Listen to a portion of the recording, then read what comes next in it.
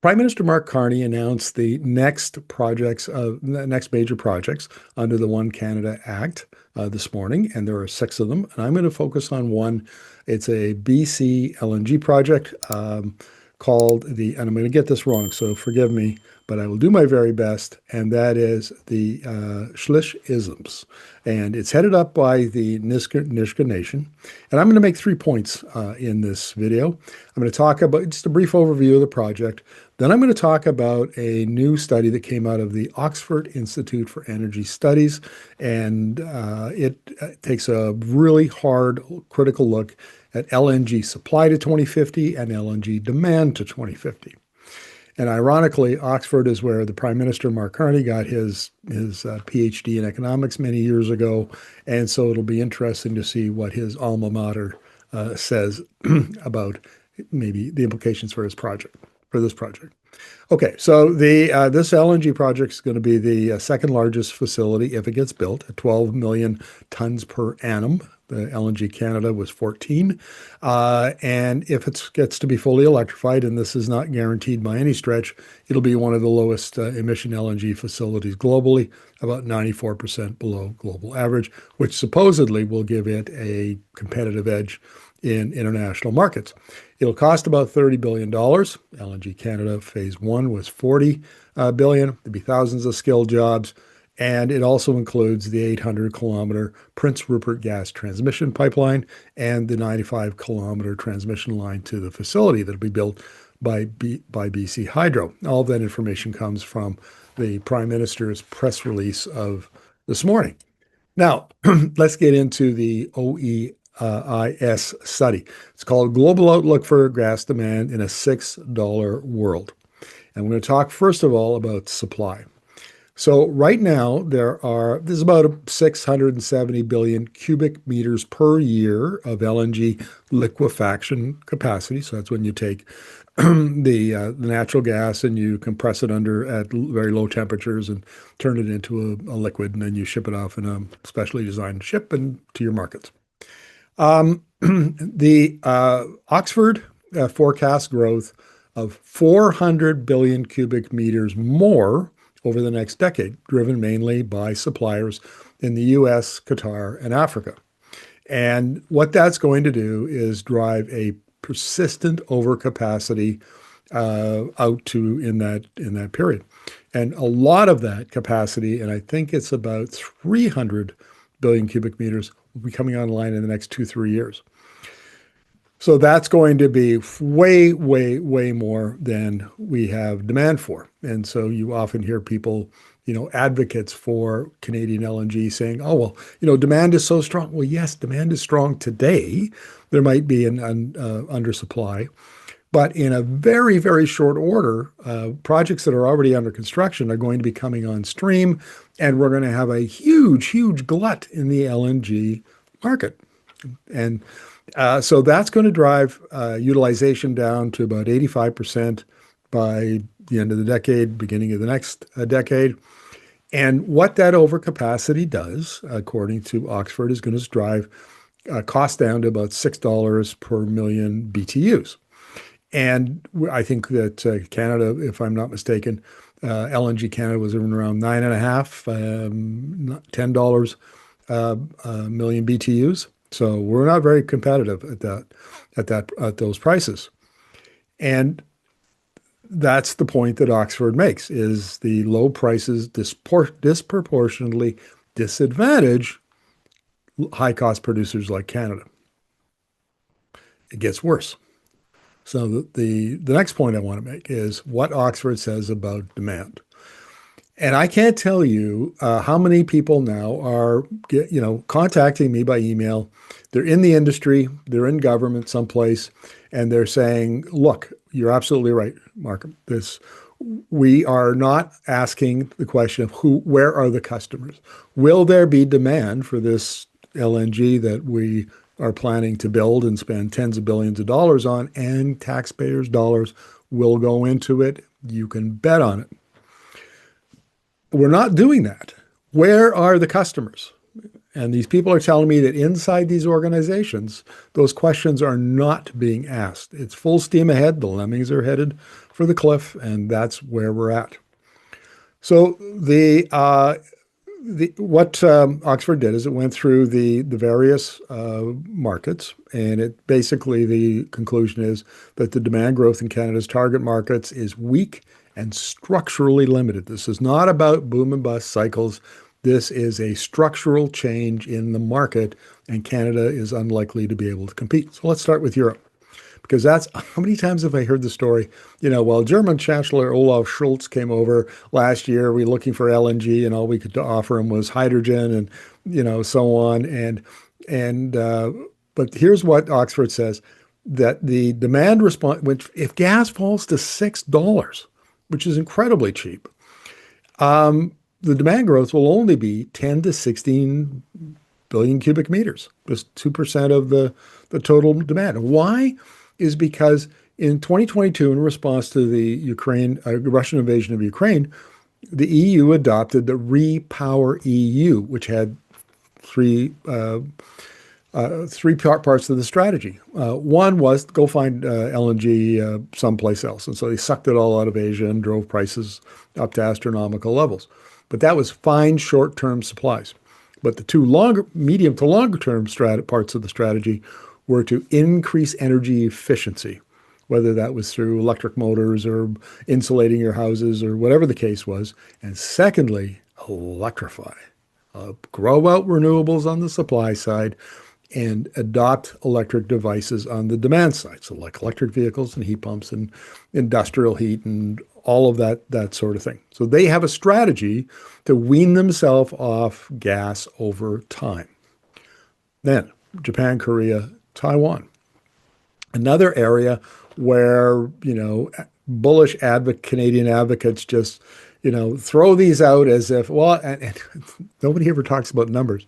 Everybody says, well, I met with so-and-so and, some guy in the, Japanese or Korean government, and they told me, oh, we'll take all the gas, the LNG you've got.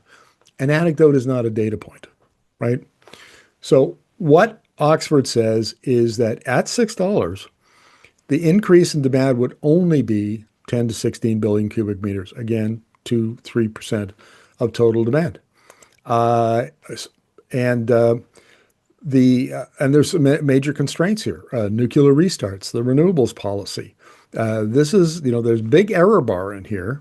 And the reason for that is all of these unknowns. And this is a point that Anne-Sophie Corbeau, who is one of my favorite experts. She works out of Columbia University. She used to head up BP's gas department. And she says, Markham, and she says it in that charming French accent that she has. And she says, the biggest characteristic of gas demand out to 2050 is uncertainty. There are so many things that could happen to lower demand and increase supply that the error bars are enormous on here. And then big error bars means big risk. That's the problem. So Europe is one thing. Japan, Korea, Taiwan, the error bars are even bigger. So let's go on to the next one, the big kahuna, China. And even with $6 gas, the long run LNG upside, and this says the biggest error bar yet, 12.5 to 57.5 billion cubic meters. Why is that? Well, for starters, China just signed an MOU with Russia on the Power to Siberia 2 gas pipeline, which would, that's alone 50 billion cubic meters of gas.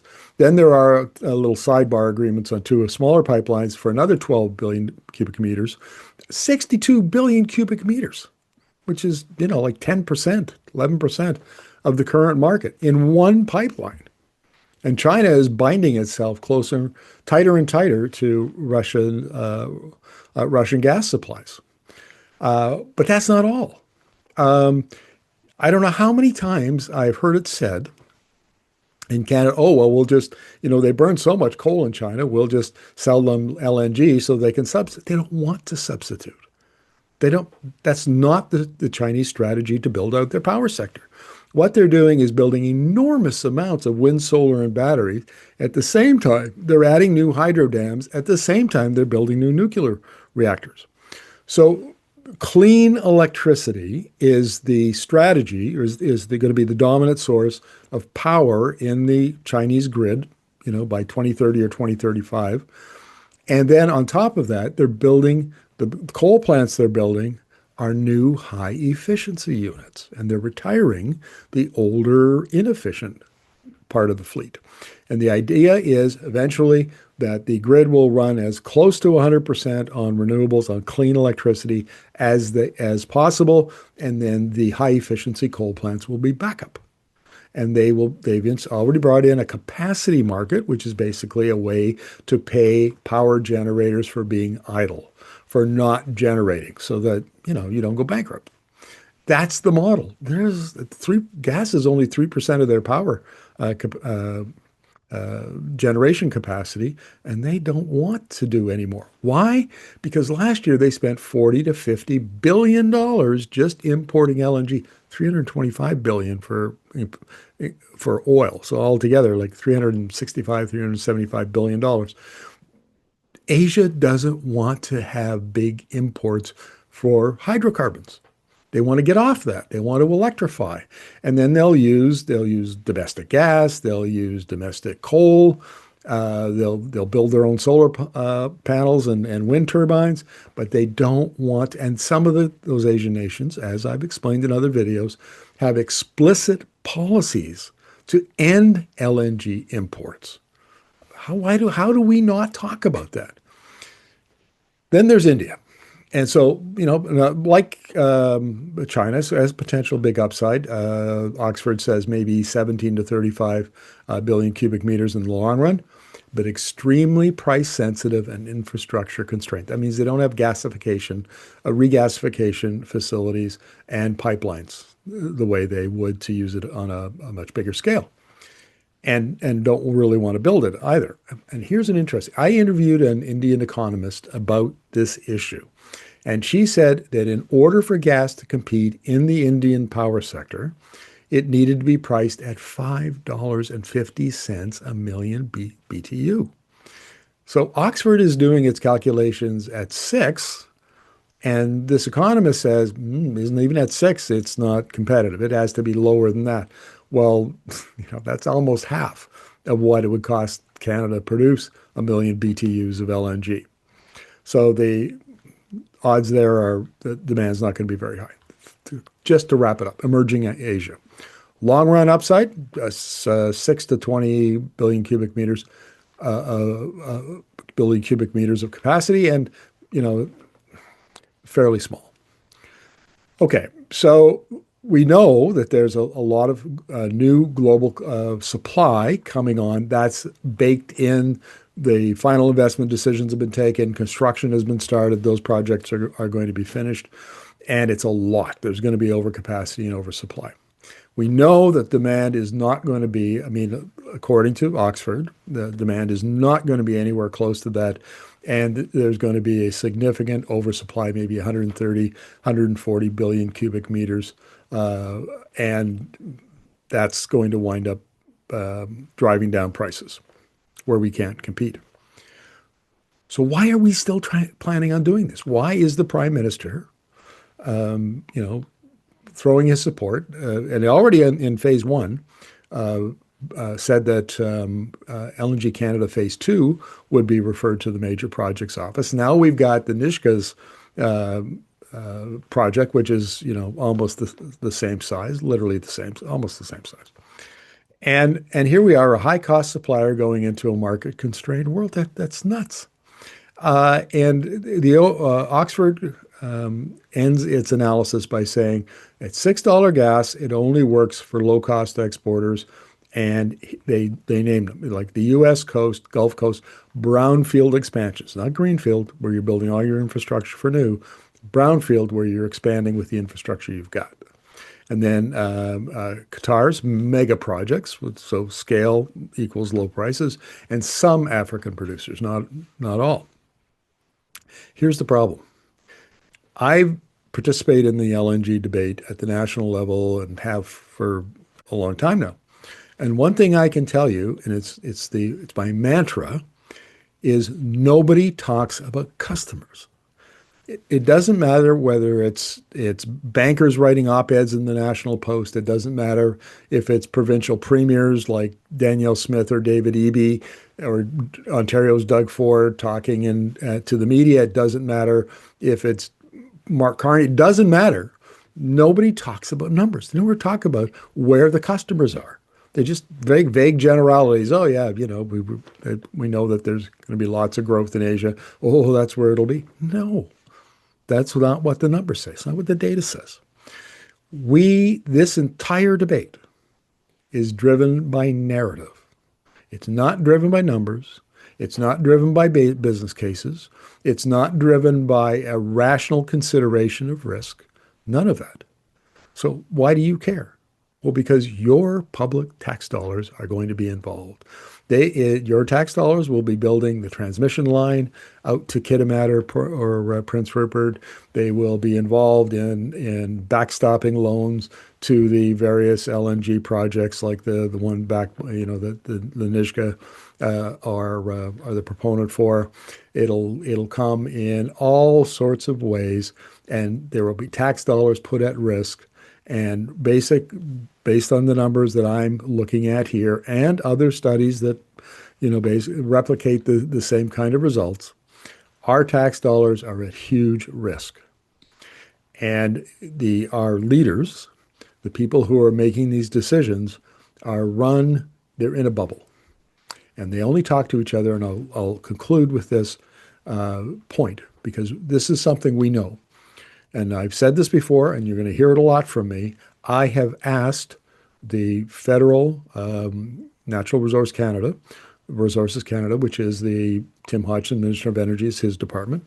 And I've asked the BC Energy Minister, Adrian Dix, his department. And I said, your ministers are making very bullish comments about LNG in the case of BC and LNG and oil in the case of Canada. What are the modeling forecasts and modeling scenarios that underpin them? They are, without an exception, the bullish, pro-expansion kind of modeling. Not the more conservative, not the more cautious, not the bearish ones. All are the bullish ones.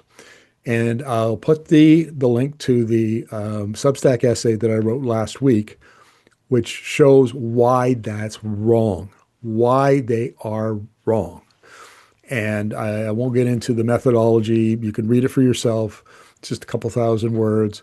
But this is the first, as far as I know, and an economist told me, so hey, I'm going to take his word for it. It's never been done before. We basically compared the assumptions behind the modeling to the real world evidence, and it doesn't look good for Canada. Our leaders are not doing the basic kind of due diligence that you would expect if you went in as a small business owner and asked a banker for money. That's how bad it is. So I can't say this strongly enough. We should stop doing this. No LNG, no pipelines, no transmission lines to LNG facilities, no oil pipelines, no expansion of the oil sands, none of that stuff. Unless there is hard numbers in a business case, and we can, as taxpayers, we'll be footing part of the bill, can look at that and do a reasonable assessment on the risk in the business case. Until then, folks, write your MPs, write your Prime Minister. If you're in BC, write your MLA, write Minister Dix, find his email on the web, write him a note and say, this is unacceptable. Send my video, send some of the other videos, and then they should stop or do a better job of justifying what it is they are doing. Because I can tell you, from where I sit, these are horrendously bad ideas.